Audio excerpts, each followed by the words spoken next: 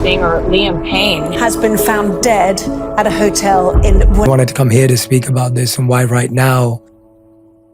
I want to talk about how you found out on the day that we sadly lost Liam. The day I left Argentina was the last day I was able to touch Liam, to hug Liam, wearing a black dress. What was the last conversation you'd had with Liam?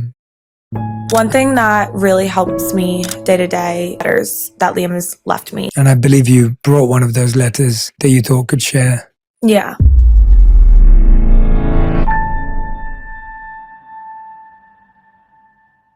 The #1 health and wellness.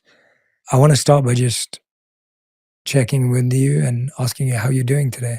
Thanks for having me. I think that's the hardest question to answer. There's really no right answer to that. I think the best thing I can say to that is I'm doing my best. And I think even just trying my best makes me feel that little bit better. This has just been such a roller coaster of emotions. And I'm really just really trying my best.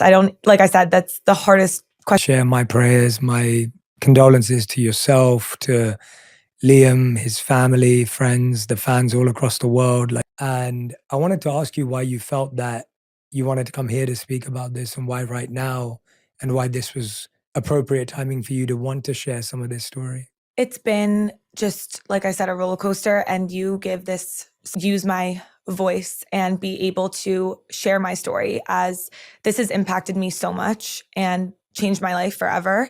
And you give this sense of comfort and sincerity that I genuinely feel like I would be just, and I am so comfortable speaking and sharing my story with you. And if I could give anybody advice and help other people, then I would love to be able to do that. Well, I want to acknowledge how brave that is and how commendable that is. And again, I'm grateful that you're here and giving us the opportunity to hopefully help so many people as well, and hopefully do it and changed your life, as you mentioned just now.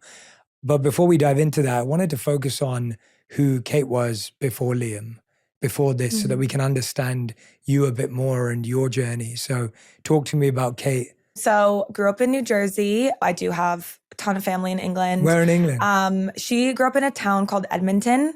I'm not too familiar. That is so close to where I grew up. Really? Yeah. Some family in England on my mom's side. Grew up in New Jersey. After I graduated high school, I kind of immediately moved out of the house pretty much. I went to a college in South Carolina. I went to college. I had such a great experience. I met so many great people. I'm so glad I have a degree. And I didn't know, though, what I wanted to do. Some people obviously, I still didn't really understand what I wanted to do in life. So moved to Charleston with a bunch of my friends. My friends were all kind of in the same boat too. We were all just kind of like, all right, let's just take one day at a time. We all graduated college. We're all kind of almost in a way like lost. We don't know what to do. College is over. Now what? Now it's like the real life, the real big. And that's where on my second week of working, I met Liam. And that day has changed my life forever. And it was, I'm such a believer in everything happens for a reason. And I've talked about this previously in the past, but it's just so weird how sometimes the dots all connect, because I tried so hard to get off work. I want to work every other weekend because it was only a weekend shift. So it was Thursday to Sunday.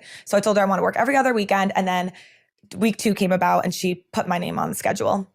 And I remember calling her brand new. I tried so hard to get off and I was like, you know what? Okay, fine. So I went in and I met Liam that same night. And it's just crazy because if I did get off that night, I never would have met him. So yeah, met him that night. I was his server and it all started from there. I have context of, where you've come from as well. And I can't believe me and your mum have Edmonton.